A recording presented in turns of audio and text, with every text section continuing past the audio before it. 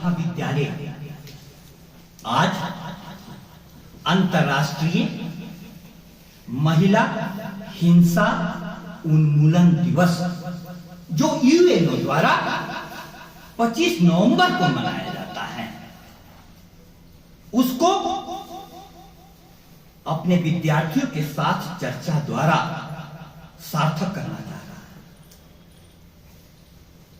सभा में समाज शास्त्र के सहायक आचार्य डॉक्टर पीजे सिंह ने एक बहुत अच्छा व्याख्यान दिया। अब पृष्ठभूमि बन चुकी है। एवं प्रिय विद्यार्थियों, आज तुम्हें यह सोचना होगा कि हमारी संस्कृति में नारी के प्रति सोच क्या है और पश्चिम की संस्कृति में नारी के प्रति सोच क्या है और सही में सोच कैसी होनी चाहिए। आखिर हिंसा होती क्यों है? महिलाओं के विरुद्ध होती है, उस हिंसा को दूर किया जाना चाहिए। लेकिन इससे भी महत्वपूर्ण प्रश्न यह है कि हिंसा होती क्यों है? नहीं सोचना चाहिए? सोचना चाहिए? सोचना चाहिए। रेने देकार्त एक पश्चिम का विचारक हुआ जिसने एक बहुत प्रसिद्ध वाक्य बोला था, मैं सोचता हूं इसलिए मैं हूं। तुम यदि नहीं सोच रहे हो, विद्यार्थियों से मैंने प्रश्न किया कि कोई भी सोच तुम्हारे जेहन में उभर रही हो, कोई भी प्रश्न उभर रही हो, तुम पूछो। बहुत उकसाने पर, बहुत दबाव डालने पर रेखा ने कहा कि मैं सोचती हूं कि कल मेरी शादी किस राक्षस से होगी या किस देवता से होगी। देवता भी हो सकता है। रेखा डरो मत, दुनिया में सब है, दुनिया में सब है। क्यों? क्योंकि जीवन की परिभाषा यह है कि प्रत्येक व्यक्ति के भीतर, चाहे महिला हो या पुरुष, नर हो या नारी,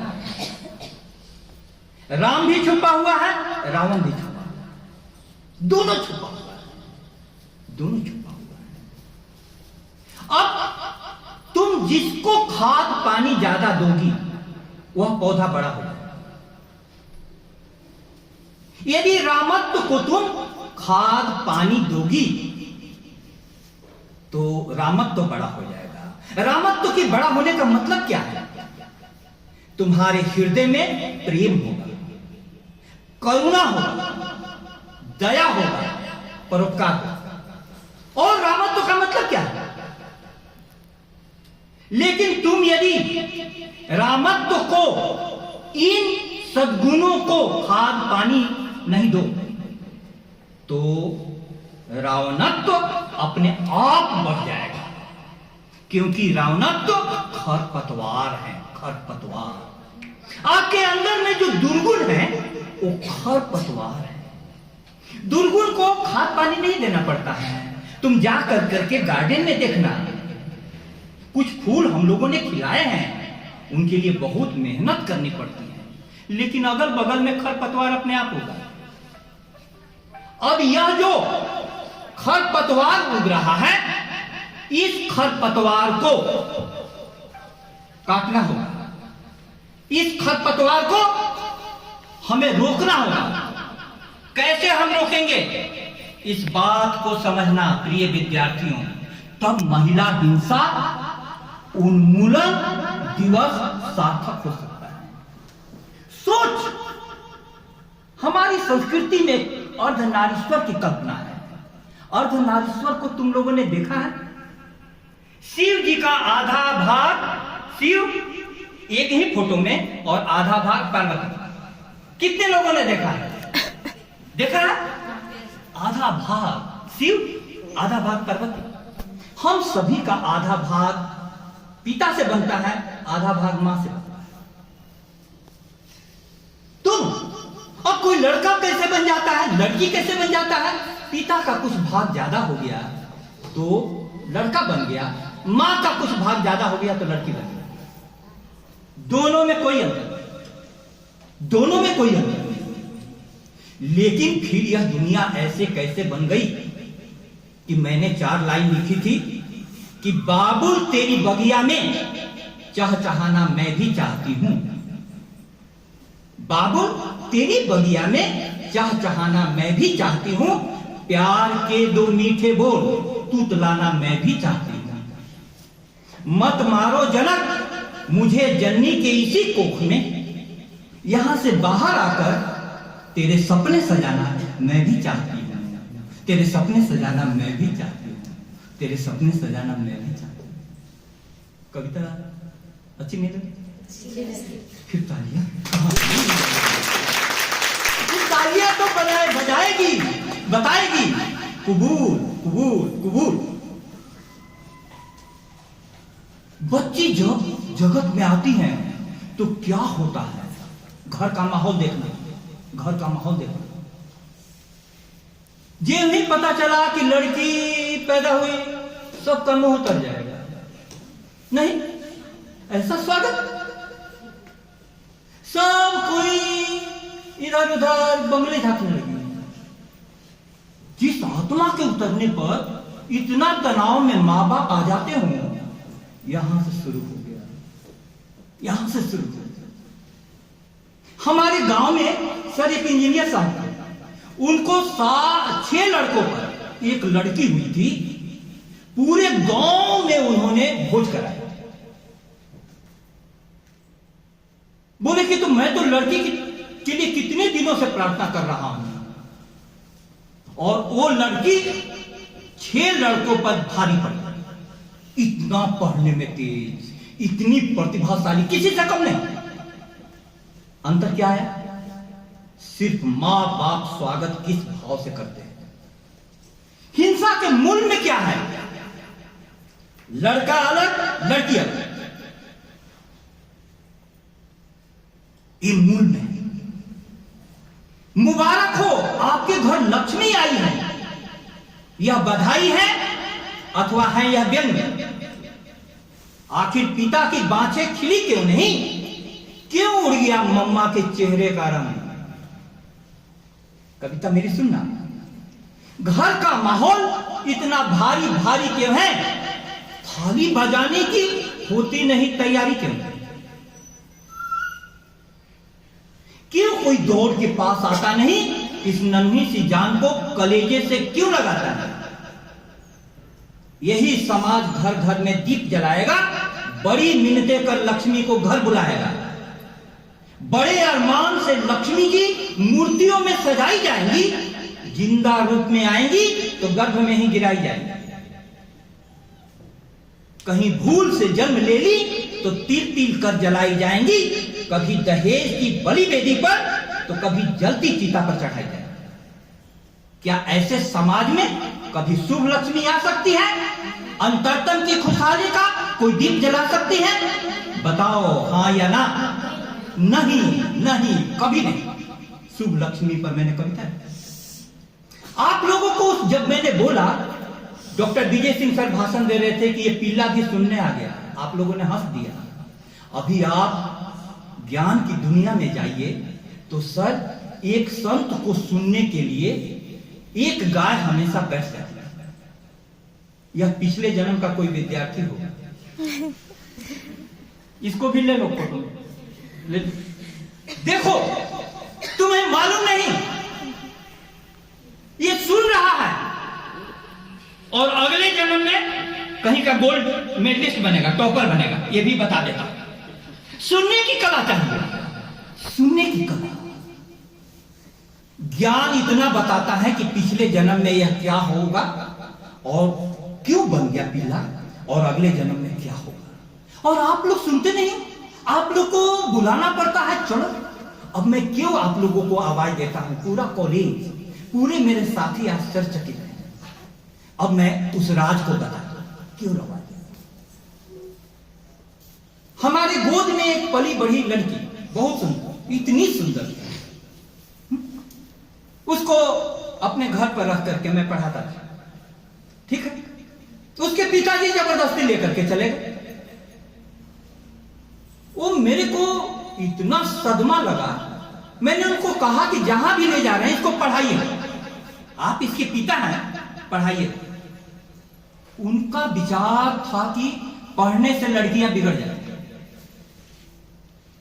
अब देखो, उसको उन्होंने पढ़ाया नहीं।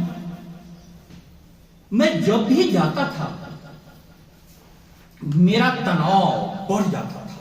कल इसके जीवन के साथ क्या होगा? बोले कि आप चिंता मत कीजिए, हमारे घर के पास इतना पैसा है कि मैं अच्छी शादी करा दूंगा। मैंने कहा कि सिर्फ शादी करा देने से खुश हो जाएगी? हुआ यही, उसकी शादी हुई बहुत सुंदर लड़के से, बहुत सुंदर लड़के से, हीरो समान लड़का। मैं फिर दुखी हो गया। मैंने कहा कि इस लड़की को तो मैं जानता हूं, उस लड़के के सामने में लड़की कहीं नहीं है, क्यों शादी कर रहे हैं? वो बोले कि तुम फालतू बात मत बोलो। मैंने कहा कि मैं दूर की देख रहा हूं, शादी तो हो गई। अब लड़का के साथ लड़की जब बातचीत करने लगी, उसके परिवार में सब पढ़े लिखे थे, वो लड़की का जीना दुर्भर हो गया। नहीं होगा, हम लोग बुलाते हैं तो तुम लोग क्यों भागती हो? क्योंकि हमारी मानसिकता के साथ तुम्हारी मानसिकता नहीं मिली। जिसको लोगों ने स्वर्ग समझा था वो नरक साबित हुआ। अब देखो, और जिंदगी कैसे दर्दनाक होती है, कैसे दर्दनाक होती है। लड़की प्रेग्नेंट हुई, उसको एक बच्चा प्रेग्नेंट हुई। प्रेग्नेंट होने पर उन लोगों ने, घर वालों ने, वहां का रिवाज है कि लड़की का पहला बच्चा मायके में, मायके आ गई, रह रही थी शहर में, आ गई मायके बच्चे को जन्म देने के लिए। फिर मैंने कहा कि ये क्या कर रहे हो? बच्चा जब जन्म हो रहा है तो कुछ भी इमरजेंसी सिचुएशन आ सकती है, तुम शहर से गांव में क्यों? अंततः एक बच्चा हुआ, बहुत सुंदर बच्चा हुआ, लेकिन उसको बचाया नहीं जा सका। अब देखो, पढ़ाई क्या करेगी, तुम्हारी सोच क्या करेगी? कोई पढ़ी लिखी लड़की होती तो शहर से आती इस रिवाज के नाम पर? पढ़ी लिखी लड़की होती तो क्या उस घर में एडजस्ट नहीं कर जाती? अब उस लड़की को जब भी मैं देखता हूं तो मुझको हर लड़की के साथ लगता है कि काश ये पढ़ जाए। इतनी दुखी, उसको देख करके मेरे जीवन में तनाव चरम पर हो जाता है। इसीलिए मैं तुम्हें आवाज देता हूं कि आओ सुन लो, आओ सुन लो, आओ सुन लो। लड़के लड़की में क्या भेद है? मैं आपको जिंदा उदाहरण दे रहा हूं। मेरे घर में मेरी मैडम है, हाँ? उनके बचपन में मां बाप के 4 भाई बहनों में से सबसे बड़े, 2 बहन 2 भाई, सबसे बड़ी हो। लेकिन पिताजी बोलते थे कि सबसे पहले घर का काम करना, तब किताब खोलना, पहले घर का काम। लेकिन पढ़ने की इच्छा, वो पढ़ती थी। 10वीं बोर्ड में मेरिट में 7वां पोजीशन आ गया। लड़के लड़के में क्या भेद है? कोई भेद है? पढ़ने की इच्छा चाहिए। लेकिन घर वाले क्या बोलते हैं कि जब भी किताब खोलती, अब सर कॉलेज खुल गया, अभी कोई बात। अब देखो मैं कहना क्या चाह रहा हूं, पढ़ने के लिए घर से लड़ करके जयपुर जाना पड़ा। लेकिन वही मां बाप जब वो पढ़ लिख कर करके कॉलेज में प्रोफेसर बन गई तो बोलते हैं कि हमसे गलती हो गई। अब वो अपने भाई बहनों को, सबको पढ़ाने के लिए जी जाने, सब भाई बहन पढ़े। यदि तुमको कॉलेज में कुछ पढ़ाया जाता है, सर ने जो कुछ बोला उसको तुम घर पर जाकर के बताओगी, अपने मां बाप को बताओ, अपने भाई बहन को बताओ, तो तुम्हारा आदर नहीं बढ़ेगा? तुम्हारा आदर बढ़ेगा कि नहीं? तुम्हारा आदर बढ़ेगा। इसलिए मैं कह रहा हूं कि सबसे पहले सोच क्या है? सोच यह है कि लड़का और लड़की एक समान, जोर से बोलो, लड़का और लड़की एक समान। इतनी धीमे आवाज लड़कियों की, जोर से बोलो, लड़का और लड़की एक समान, भेदभाव का मिटे निशान। ये क्या? एक गिलास दूध है तो लड़का पिएगा, लड़की नहीं पिएगी? पहले ही छीन कर पी ले। एकदम क्रांति, आज से ही कम से कम आधा तो ले लेना।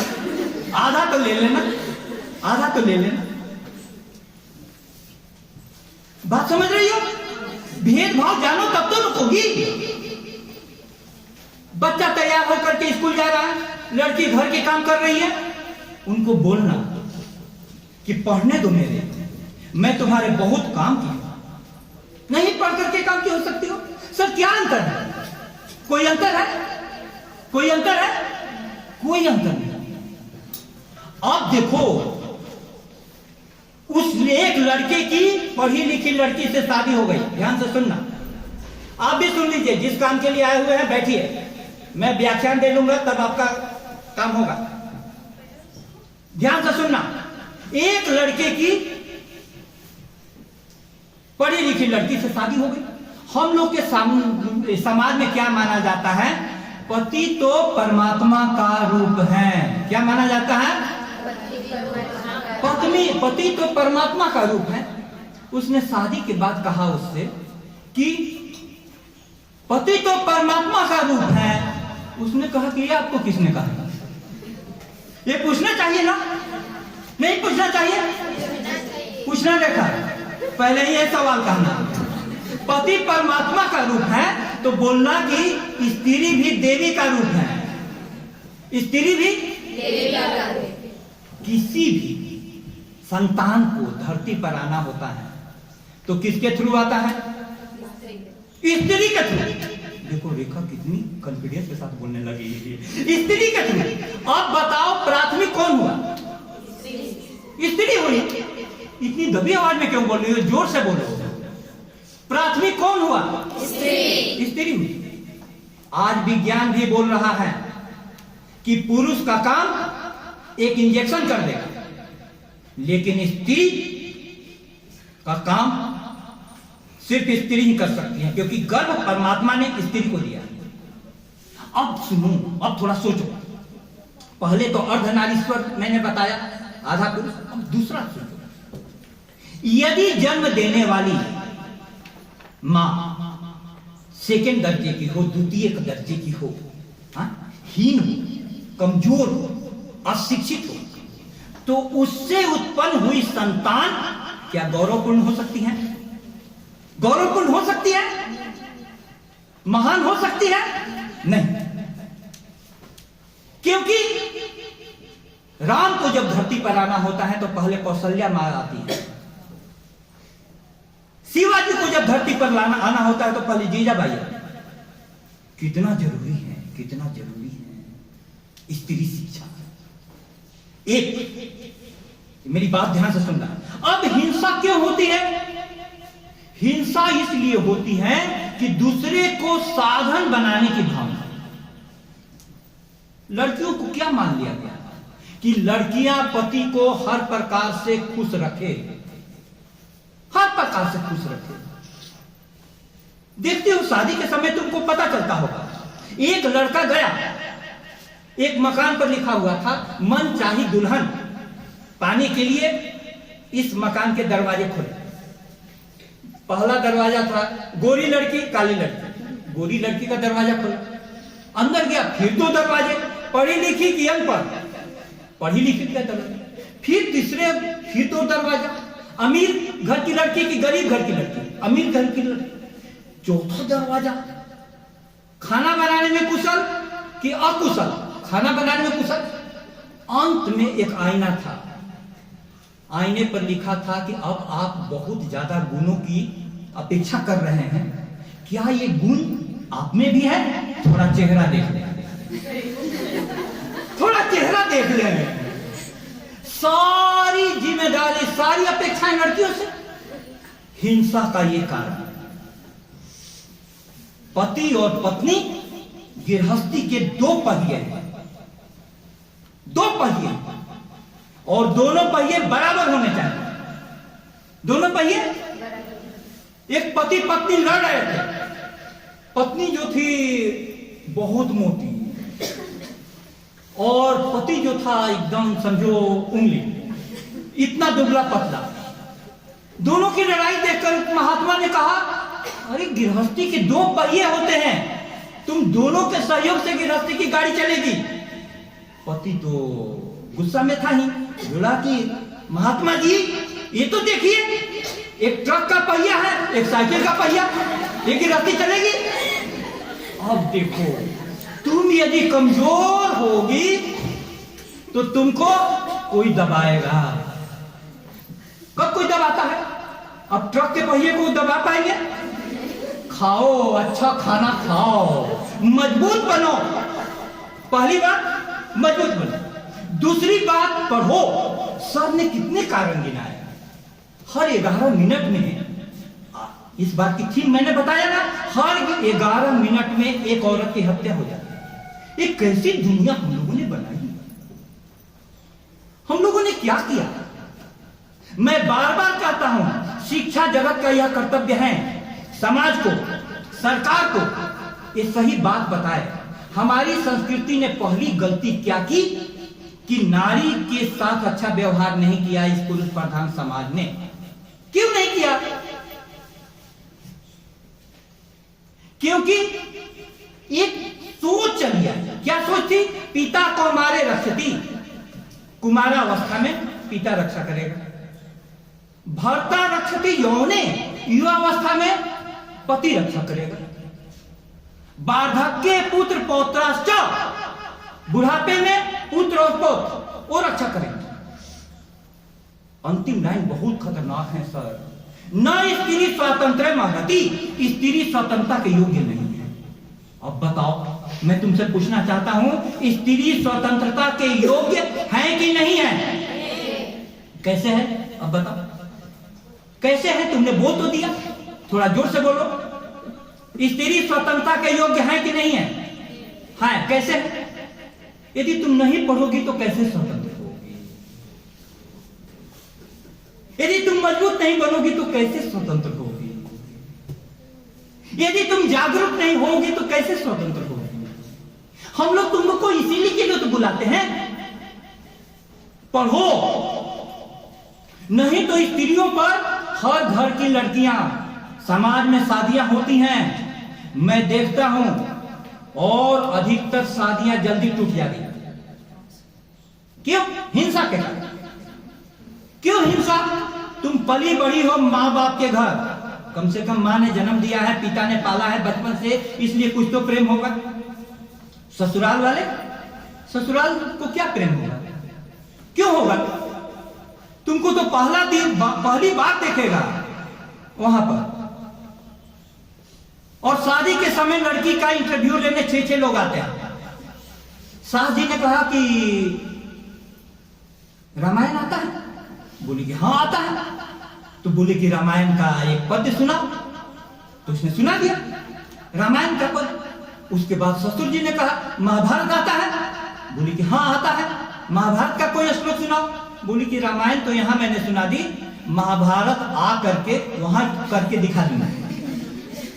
अब देखो, मैं कहना चाहता हूं कि कोई भी किसी महापुरुष का कहना है, अत्याचार करना, जोर से बोलो मेरे साथ, अत्याचार करना उतना ही बड़ा पाप है, उतना ही बड़ा पाप है जितना अत्याचार सहना, जितना अत्याचार सहना। अत्याचार को तो तुम निमंत्रित करती हो, कमजोर, अशिक्षित। अशिक्षा का यह हाल है कि हमारे एक दोस्त ने जिद करके मोटरसाइकिल खरीदी। घर के पास पैसा नहीं था और मम्मी मोटी थी, कहीं पर बिठा करके, जैसे यहां से 2 किलोमीटर ले जाना हो, मम्मी को ले जाता था। बोलता था कि मम्मी 10 लीटर से कम पेट्रोल नहीं लगेगा। मम्मी बोली इतनी दूर में 10 लीटर? तो उसने कहा कि हाँ मम्मी, पेट्रोल वेट के हिसाब से खपत होता है। बताइए, वेट के हिसाब से पेट्रोल खपत होता है? ज्यादा मोटा आदमी ज्यादा पेट्रोल खाएगी गाड़ी? मम्मी को उल्लू बनाता रहता था। अब तुम कल ये समझो, कल तुम ससुराल में जाओगी, नए नए देवता देवियां, कितने प्रकार के जीव जंतुओं से मुलाकात होगी और उनके बीच में वहां कोई नहीं रहेगा तुम्हारा, कोई नहीं रहेगा। कोई रहेगा? जिस सहेली के साथ घूमती हो उसको बोलना कि आ जा थोड़ी दिन, बहुत कष्ट में आएगी, वो दूसरी जगह फंसी होगी बेचारी, वहां पर जाएगी। हाँ, अब तुमको कितनी बुद्धि की जरूरत है, कितने विवेक की जरूरत है। मैं विद्यार्थियों को प्रथम वर्ष में एक श्लोक पढ़ा रहा था, उसको बता करके अपनी वाणी को विराम दूं। श्लोक कहता है कि यह गंगा स्वर्ग में रहती थी। स्वर्ग से कहां गिरी? शिव जी के मस्तक पर। शिव जी के मस्तक से कहां गिरी? हिमालय पर। और हिमालय से कहां गिरी? धरती पर। और धरती से कहां चली गई? खारे समुद्र में समा। अंतिम लाइन लिखा हुआ है, विवेक भ्रष्ट लोगों का पतन सैकड़ों प्रकार से होता है। तुम्हारी अवस्था किशोरावस्था, युवावस्था है। परमात्मा ने तुमको खूब शक्ति दी है, अभी पढ़ने के लिए समय भी दिया है, लेकिन तुम कर क्या रही हो? अधिकतर लड़कियां कॉलेज में आती हैं, बाहर में बैठती हैं, पीछे में जाकर के मोबाइल देखते रहती हैं और क्लास में आते ही नहीं है। कुछ बच्चियों को जिनको मैंने अभी तैयार किया था, वे बच्चियां नहीं है, और उनको आज मैंने कॉलेज में देखा। एक संस्था प्रधान होने के नाते चिंता होनी चाहिए, सारे शिक्षकों को चिंता होनी चाहिए कि तुम्हारी सोच क्या है। विवेक भ्रष्ट का पतन सैकड़ों प्रकार से होता है। इस उदाहरण को मैं समझा दूं। कैसे? दो दोस्त थे, दो दोस्त, एक पढ़ने में थे और दूसरा भी पढ़ने में थे। अचानक दूसरे की संगति बिगड़ी। संगति बिगड़ी तो पहले पढ़ाई में पिछड़ा, फिर लड़की के संग हो गया, लड़की को लेकर के भाग गया और फिर दारू पीने लगा। अंत में उसने लड़की को भी मारा और अपने को भी मारा। पतन कैसे हुआ? पहले पढ़ाई छूटा, पहले पढ़ाई छूटा। तुम पढ़ाई छोड़ रही हो तो जान लो कि तुम किसी गलत काम में आगे जा रहे हो। फिसले जो इस जगह तो लुढ़कते चले गए। हमको पता नहीं था कि इतना ढलान है। देखे हैं हमने दौड़ गई, अब खबर नहीं पांवों तले जमीन है या आसमान। कुछ दिनों के बाद तुमको पता नहीं चलेगा कि इतना नीचे गिर गए। गंगा का उदाहरण याद रखना। प्रिय विद्यार्थियों, मैं आपसे इस अंतरराष्ट्रीय महिला हिंसा उन्मूलन दिवस के दिन जो मैंने उदाहरण दिए, उस बच्ची, इतनी सुंदर बच्ची, आज देख करके उसके पास सिर्फ नर कंकाल बचा हुआ है। काश वो पढ़ती, काश तुम शिक्षकों के संपर्क में रहो, तुम्हारी पूरी दुनिया बदल जाएगी। आज हर 11 मिनट में एक स्त्री की हत्या पूरे संसार में, भारत में तो और खराब है। तुमको तो सोचना पड़ेगा क्योंकि तुम पर बीत रही है, लेकिन मुझको भी सोचना पड़ेगा। कल मुझे अपने बेटे की शादी करनी होगी तो बहू चाहिए। बहू कहां से आएगी? लड़कियों के बीच से ही तो लाएंगे। आज समाज में क्या हो गए हैं, बहुत जगह के लोग बिहार कहां से बहू के लिए पैसा देते हैं दलालों को। 5 लाख में बहू लाई गई, बहुत गहने से सजाया गया और बड़ा भोज दिया गया और पूरे गहनों के साथ बहू रात में भाग गई और दूसरे दिन पेपर में आया, दुल्हन निकली लुटेरी। अरे लुटेरी दुल्हन किसने बनाया? इस समाज ने बनाया। इसीलिए समाज में कहीं भी गलत हो रहा है, शिक्षा तुमको बताएगी कि गलत क्या हो रहा है, पहली बात। दूसरा, शिक्षा बताएगी कि कहीं गलत हो रहा हो तो तुम्हारी भूमिका क्या है। लड़कियां गलती कर रही हैं, आती हैं, बाहर में बैठती हैं, तो मेरी भूमिका है कि उन्हें मैं आवाज दूं, तुमको खींच करके लाए। अब बताओ तुमको कैसा लग रहा है? जोर से बोलो, इतनी धीमे से तो चलेगा नहीं। रीना बोलो, रीना तुम बोलो, अच्छा लग रहा है कि बुरा? अच्छा लग रहा है। हाँ जोर से एक बार बोलो। अच्छा लग रहा है। बोलो तुम लोग, इतना इसको मैंने इतना चिल्लाना सिखा दिया। एक बार रीना खड़ा होकर के बोलो तो। अच्छा लग रहा है। तुम लोग बोलो, अच्छा लग रहा है। बहुत बहुत धन्यवाद। भगवान करे कि तुम सब